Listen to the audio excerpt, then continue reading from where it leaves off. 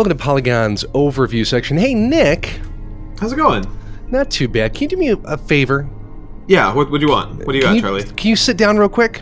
I'm sitting down. Right, buckle that and put this helmet on. Alrighty. Done. Oh, no! All right. Yikes. Just lean back.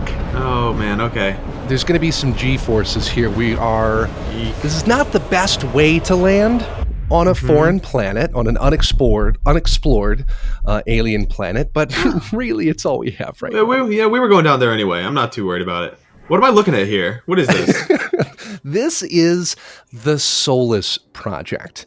And in the fiction of this game, we are one of several very distant expeditions to find a new home for the human civilization. Earth is pretty much broke, and we've got to go out there and find a new home, Nick. That sounds good. That sounds like the right move. This is the Gliese system. This is Gliese C, I believe. And we have crash landed on it. What you're seeing streaming down from orbit is most of our coworkers and also where we've lived for the last 5 years. That's too bad. Yeah. But this is actually a survival game. Okay. So we're going to spend a little bit of time smashing cans open with rocks. Okay, sounds about right. Drinking tidal water from strange oceans that we come across. But it's like right off the bat, the survival genre, as crowded as it sometimes feels like it's getting, hasn't really branched out to overlap with sci-fi a ton, as far as I know. So it's kind of cool to see this take on it. Well, it gets even more interesting, right? The biggest complaint about so many survival games is it's just there's nothing to do, right? You're just wandering around smashing open tins of beans, right? Like, what do you do? Well, what the Solus project aims to do is actually turn it into a story-driven single-player experience. This is basically a linear story-driven game with some survival mechanics kind of bolted onto it. So does that mean that the narrative is linear, or does it mean it's linear the way that like a prologue in a AAA action game would be, where every plant you pick up is intended? Like how open is the playing it part, or is the narrative linear, or is the whole thing linear? I've spent maybe about 4 hours with the game, and it does seem very linear in a traditional AAA game sense. Like I'm going from A to B to C to D, and not a lot of looping back on myself and going in circles. So that means I'm seeing new things. Right, and it means that some of the tedium is reduced. But it might, I think what appeals to so many people about survival games is this idea of you're just thrown into a semi-randomized situation and making do, right? Right. And so here I am. I'm like, well, I need to eat in order to get to the next save point. Like it's this weird amalgam of the two. And I don't know that it's quite fully baked yet. It is being released in early access on Steam. So I'm hoping that they can really kind of bang out some of the challenges that narratively and gameplay wise it's having. But so far, it's a very interesting world that they've created here. So again, we've crash landed on Gliese, and I've got this teleporter, right? So I can actually use it to do short distance teleportation. I use it to enter this cave system, and this is all done in AAA engine, and it looks absolutely beautiful. This cave system is just, glistening with moisture, and it's got these endless pitfalls and all the ambient occlusion and all of that. And there's also these mysterious lizard eggs that you come across. Creepy. Very creepy.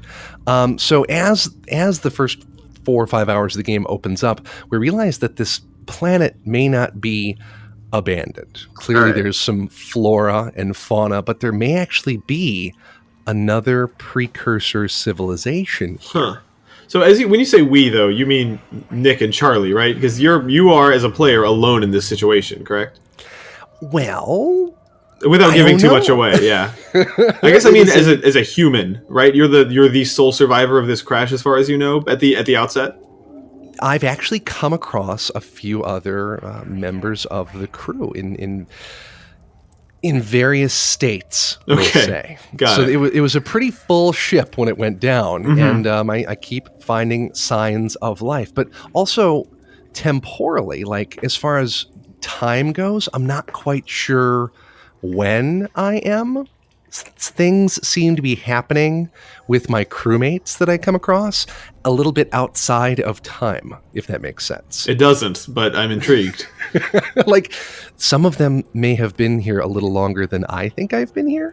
Okay, It, that's perplexing, but it is perplexing. And again, though, I'm not sure that it's an issue with the structure of the game right now or the mhm. narrative of the game right now. I don't know if it's broken, is what I'm saying. or like there's also the possibility that it's totally intentional and there is some sort of time bending thing going on here as well.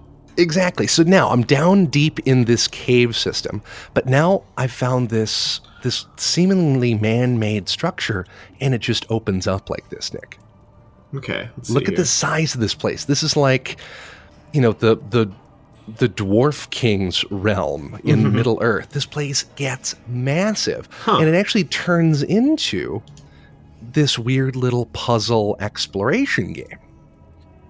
So there's traps scattered all over this environment. There are secret chambers and secret switches and places that I have to get to using my teleporter and using my wits that don't immediately reveal themselves. Hmm.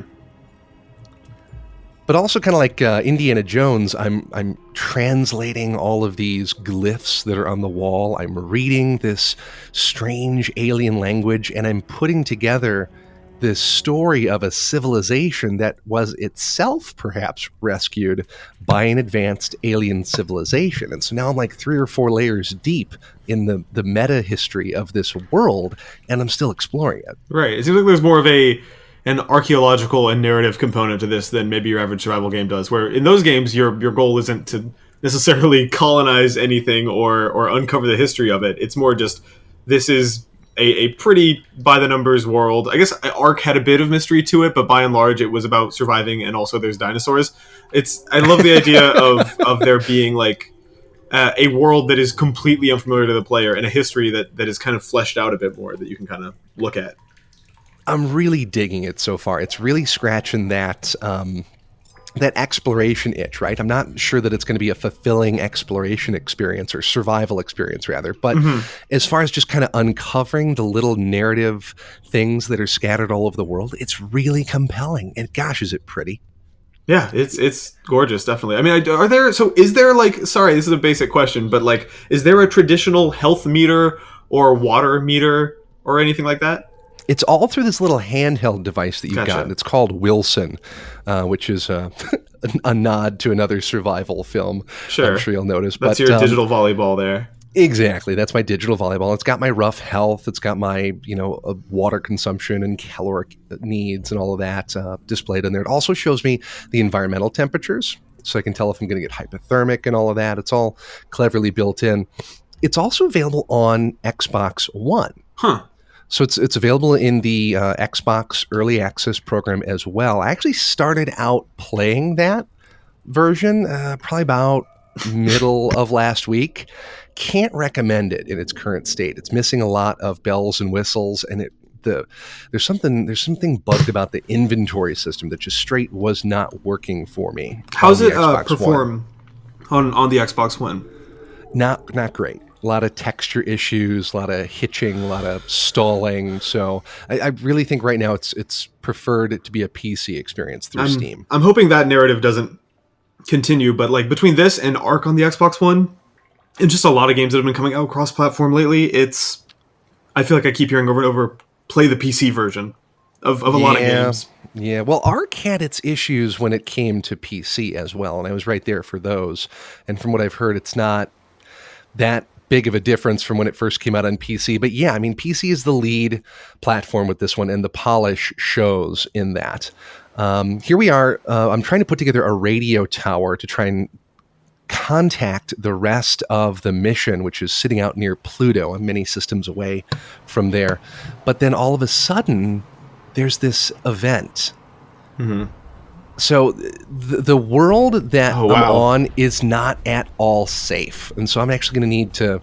I'm going to need to grab you by the collar here. We're going to need to run back underground, Nick. And we're going to have to see if this kind of clears up before we need to run back out here and uncover some more of its mysteries. Huh. This seems cool though. Thank you for showing this off. Nah, no big deal. Again, it's available on Steam, Xbox One, the Solus project. Thanks for the time, Nick. Thanks for having me.